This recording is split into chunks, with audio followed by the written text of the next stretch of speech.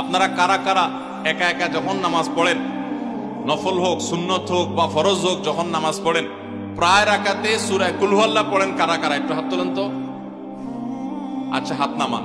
খুশি হয়ে হাত তুলছেন, মনে করছেন প্রশংসা পাবেন। প্রশংসা না, বরং একটা বদনাম পাওয়ার ভয় আছে। সূরা ইখলাস, এটাকে আমরা সাধারণত কুল হুয়াল্লাহ সূরা বলি, তাই না? ইখলাস মানেটা কি?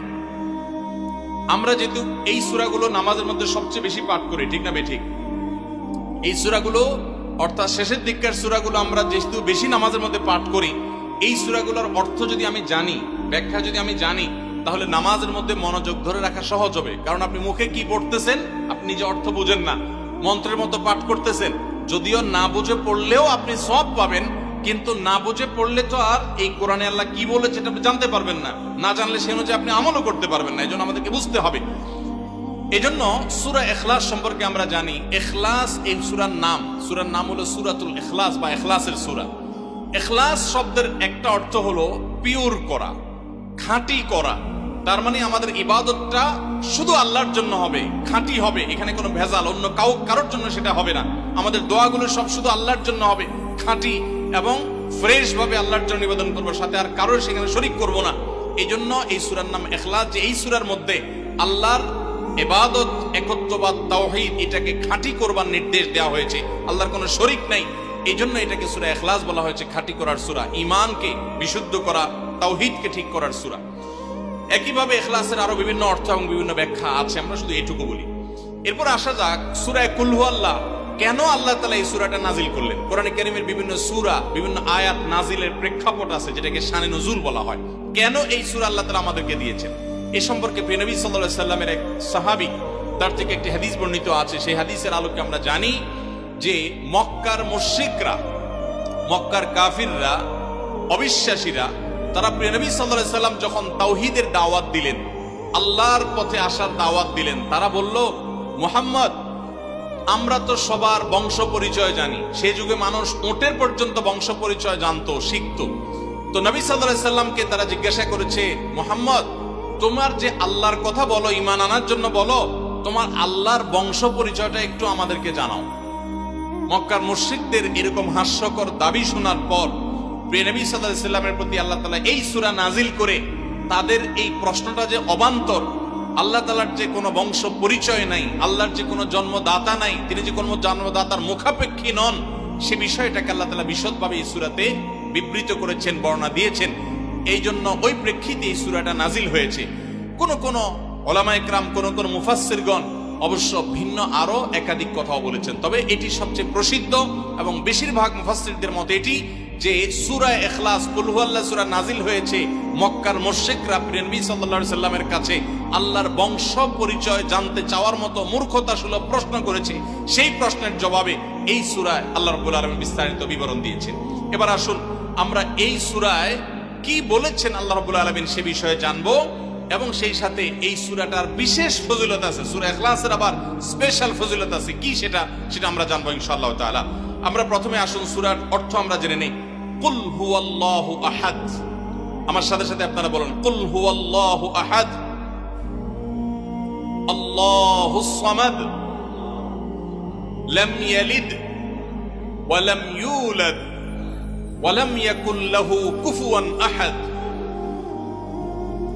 কুল হুয়াল্লাহু আহাদের অর্থ হলো বলুন। কুল মানে বলুন। এই কুলটা বড় কাফের কুল। আমরা অনেকে কয় রস্যকার কুল ও কুল, বড়ই লিখতে যে কুল লিখি আমরা ওইরকম বলি। এই কাফটা ভেতর থেকে আসবে। কুল কুল কুল বললে তার অর্থ হবে বলো। আর যদি ছোট কাফের কুল অর্থাৎ বাংলা করস্যকার কুল ও কুল লিখি যে আমরা ওরকম কুল যদি বলেন, আরবিতে তার অর্থ হলো খাও। একটা হলো বলো, আরেকটা হলো খাও। অর্থের মধ্যে বেশ কম আছে না নাই? অনেক বেশ কম। কোথায় খাওয়া আর কোথায় বলা। এই জন্য এই কফটাকে একটু শুদ্ধ করার চেষ্টা করতে হবে। উল ভিতর থেকে উল, উল হুয়াল্লাহু আহাদ। এর অর্থ কি? কুল মানে বলুন। আল্লাহ তাআলা তার রাসূলকে বলছেন, হে রাসূল, আপনার ভেতরে যে বিশ্বাস আছে তাওহীদের প্রতি, সেই বিশ্বাসকে প্রকাশ করে বলুন, হুয়াল্লাহু, হুয়া মানে তিনি, আল্লাহ মানে তো আল্লাহ, বলুন যে তিনি আল্লাহ, আহাদ মানে একক, অদ্বিতীয়, তার কোনো শরিক নাই, তার কোনো অংশীদার নাই, তিনি একক।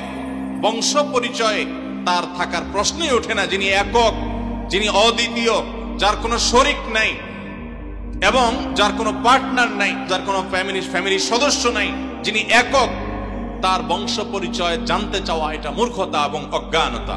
এজন্য আল্লাহ রাব্বুল আলামিন জানিয়েছেন, কুল হুয়াল্লাহু আহাদ, বলে দিন তিনি আল্লাহ যিনি একক, আল্লাহুস সামাদ, আল্লাহ হলেন সমাদ। সমাদ শব্দের অর্থ হলো যে তিনি হলেন সেই মহান সত্তা, সবাই যার কাছে মুখাপেক্ষী, তিনি কারোর কাছে মুখাপেক্ষী নন। সমাদ মানে হলো যিনি অমুখাপেক্ষী, যিনি কারোর মুখাপেক্ষী না। পৃথিবীর সকল সৃষ্টি তার মুখাপেক্ষী, তিনি কারো মুখাপেক্ষী না। যেহেতু তিনি কারোর মুখাপেক্ষী না, অতএব তার বাপেরও প্রয়োজন নাই, তার মায়েরও প্রয়োজন নাই, তার সন্তানের প্রয়োজন নাই, বন্ধুর প্রয়োজন নেই, তার কারোর কোনো প্রয়োজন নেই। সবার তাকে প্রয়োজন, কিন্তু তিনি কারোর কাছে মুখাপেক্ষী নন। আল্লাহুস সামাদ, লাম ইয়ালিদ ওয়া লাম ইউলাদ, যেহেতু তিনি কারো মুখাপেক্ষী নন, এজন্য তিনি কাউকে জন্ম দেননি। ওয়া লাম ইউলাদ, এবং তাকেও কেউ জন্ম দেয়নি। যেহেতু তিনি কোনো কারো মুখাপেক্ষী না, এজন্য তার বাপ মারও প্রয়োজন নাই। আমরা দুনিয়াতে আসার জন্য বাপ মার মুখাপেক্ষী, বাপ মা ছাড়া আসতে পারি না। যেহেতু আল্লাহ কারো মুখাপেক্ষী নন, এই জন্য তার কোনো জন্মদাতার প্রয়োজন হয়নি। ওয়া লাম ইউলাদ, এবং তিনি কাউকে জন্ম দেননি। কারণ আমাদের সন্তান সন্ততি জন্ম দিতে হয় আমাদের প্রয়োজনে, কারণ আমার বংশধারা ধরে রাখতে হবে, আমার নামটা ধরে রাখতে হবে, আমার সম্পদ রক্ষণাবেক্ষণ করতে হবে, বৃদ্ধকালে আমাকে দেখাশোনা করতে হবে। এইসব কারণে আমাদের সন্তানের প্রয়োজন হয়। আল্লাহ তাআলা যেহেতু মুখাপেক্ষী নন কোনো কিছুর প্রতি, এই জন্য তার কাউকে জন্ম দিয়ে তার বংশ টিকে রাখারও প্রয়োজন নাই, আবার তাকে কেউ জন্ম দেওয়ারও প্রয়োজন নাই। ওয়ালাম ইয়াকুল্লাহু কুফুয়ান আহাদ, আর তার কোনো সমকক্ষ নাই, তার সমান কেউ নাই, তার সাথে কোন প্রকার সাদৃশ্য হতে পারে এমন আর কেউ নাই। তিনি অদ্বিতীয়, তিনি একক। এই ছোট ছোট 4টি সূরায় আল্লাহ তাআলার 3টি গুণবাচক নাম আল্লাহ উল্লেখ করেছেন। আল্লাহর মূল নাম যেটা, সেটা উল্লেখ করেছেন আল্লাহ, তার জাতে পাকের নাম। আর এর পাশাপাশি আরো 2টি গুণবাচক নাম উল্লেখ করেছেন। এক হলো আহাদ, মানে একক, এটা আল্লাহর গুণবাচক নাম। আর একটা হলো সমাদ, এটাও আল্লাহর গুণবাচক নাম। এই নামগুলো আল্লাহ তাআলা উল্লেখ করেছেন। এই যে সূরাটা, সূরা ইখলাস আমরা জানলাম, এর অর্থ আমরা শুনলাম। এই সূরার ফজিলত কি? 3টা ফজিলত আপনারা শুনেন। 1 নম্বর, নবী করিম সাল্লাল্লাহু আলাইহি সাল্লাম বলেছেন, এই সূরা ইখলাস এটা হলো কোরআনে কারীমের 3 ভাগের 1 ভাগ। বলেন সুবহানাল্লাহ। সূরা ইখলাস বা কুল হুয়াল্লাহ সূরাটা হলো কোরআনে কারীমের কয় ভাগের 1 ভাগ? 3 ভাগের 1 ভাগ। 3 ভাগের 1 ভাগের মানে কি? এই সম্পর্কে কোন তাফসীরবিদগণ বলেছেন, এর মানে হলো গোটা কোরআনে আল্লাহ তাআলা মৌলিকভাবে 3টা বিষয়ের আলোচনা করেছেন। কয়টা বিষয়? এই পুরো কোরআন জুড়ে আল্লাহ তাআলা আলোচনা করেছেন কয়টা বিষয়ে? 3টা বিষয়। নাম্বার 1 তাওহীদ, একত্ববাদ, ঈমান সম্পর্কে। নাম্বার 2 আখবার, বিভিন্ন জাতি গোষ্ঠীর ইতিহাস আল্লাহ এখানে আলোচনা করেছেন। নাম্বার 3 এই কোরআন আল্লাহ তাআলা আলোচনা করেছেন আহকাম বা বিধিবিধান। ঈমানটা মানুষের, বিশ্বাসটা মানুষের সবচেয়ে গুরুত্বপূর্ণ। বিশ্বাস মানুষকে পরিচালনা করে, জন্য কোরআনে এটার আলোচনা সবচেয়ে বেশি। এরপর ইতিহাসের আলোচনা মানুষের অনেক বেশি প্রয়োজন শিক্ষা গ্রহণ করবার জন্য পূর্বের ঘটনাবলী থেকে, সেজন্য সেগুলোও আছে।